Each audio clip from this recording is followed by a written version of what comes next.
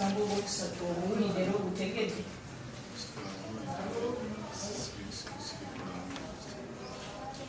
You're not guilty, is entered on count 3 as well. Omusango ogwokusatu nagwo kkooti ewandiise nti ogwegaanye ewaguza. The DPP is supposed to inform us on the state of inquiries. They are not in court. I don't know the state of inquiries on the matter. Abawabi ba gavumenti be balina okutegeeza kkooti okunoonyereza kutuusewa mu misango gino kyokka tebaliwo mu kkooti omulamuzi naye tamanyi. Secondly, you also have a right to apply for bail on the charges against you, because your prayer cannot be considered also in the absence of the state attorneys. Ekyokubiri olina eddembe okusaba okweyimirira naye kusaba kuteekusobola kubuulirwa nga tewali muwabi wa gavumenti. So I'm going to defer your application. I know Council intends to make an application for bail. I'll defer the same until we have a representative of the state. Lawyer ayinza okuba nga abadde ayagala okusaba okweyimirira naye kugenda kwongezebwayo olwokuba tewali muwabi wa gavumenti tasobola kusaba kweyimirirwa. Council, I hope you understand. Yes, Your Worship.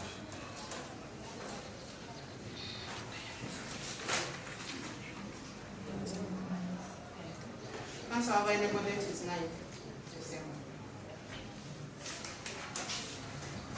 Your Worship, since there is also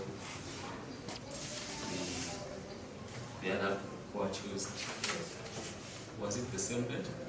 Yes, we have given him the same date for the other fine. He's appearing on the same date for the other fine. Maybe, Your Worship, if you can get a closer date from that, it would be much appreciated.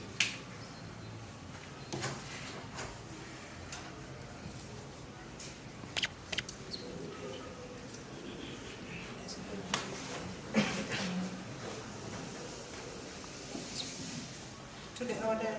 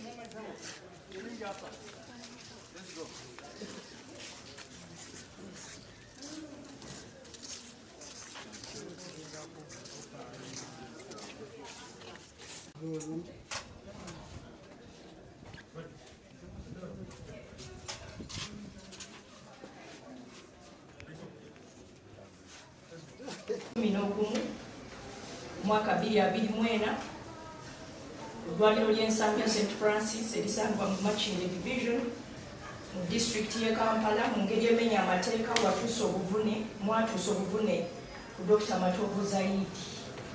Have you heard and understood the charge? Omusango ogusooka oguwulidde era ogutegedde.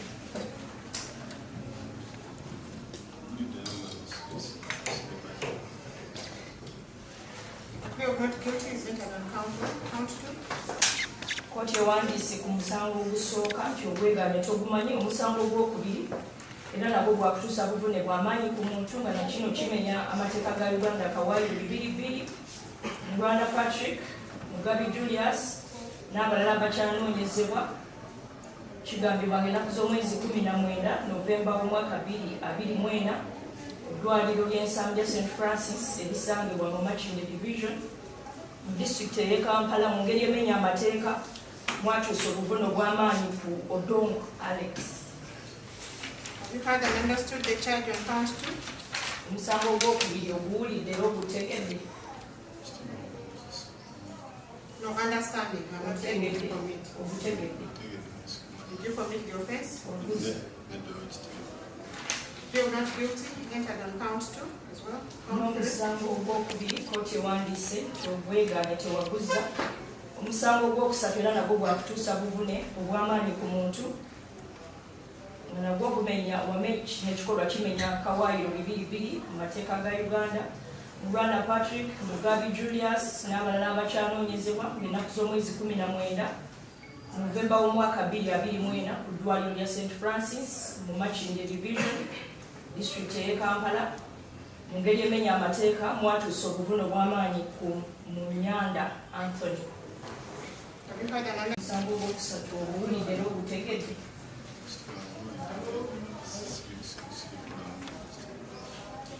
feel not guilty is entered on count 3 as well.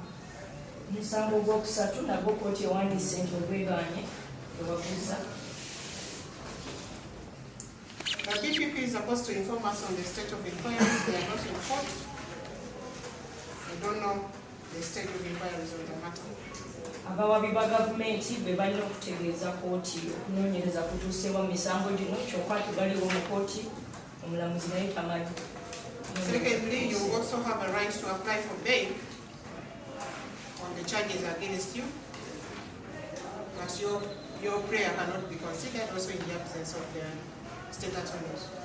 Ekyokubiri olina eddembe okusaba okweyimirira naye okusaba kutekusobola kuwulirwa nga tewali muwabi wa gavumenti. So I'm going to defer your application. I know council intends to make an application for bail. I'll defer the same until we have a representative of the state. Lawyer wo ayinza okuba nga abadde ayagala okusaba okweyimirirwa naye kugenda kwongezebwayo olw'okuba tewali muwabi wa gavumenti tasobola kusaba kweyimirirwa. Council, I hope you understand. Yes, yes.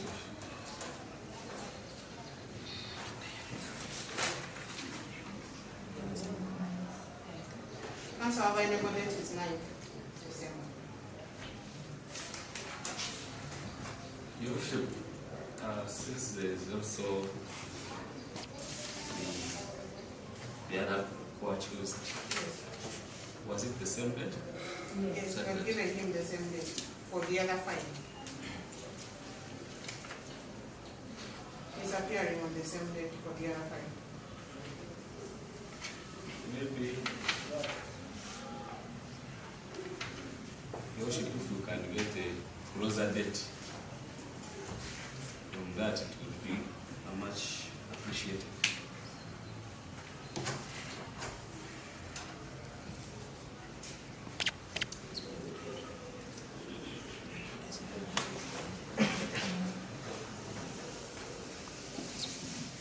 To the order.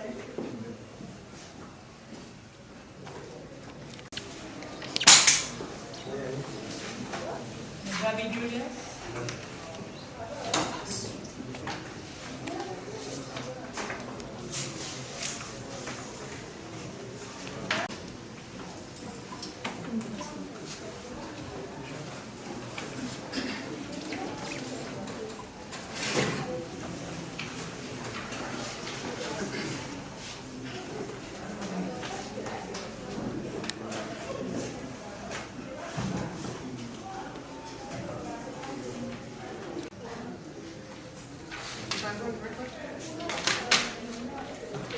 Please, Your worship. I have the precious.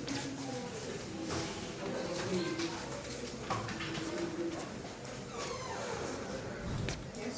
Care of Ergon advocates. Counsel for the accused persons.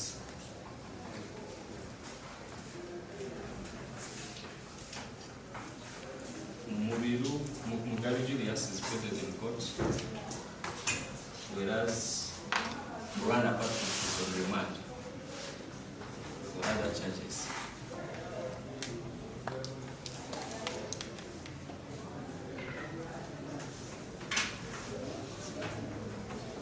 But since my colleague, the state attorney is not around, difficult stages.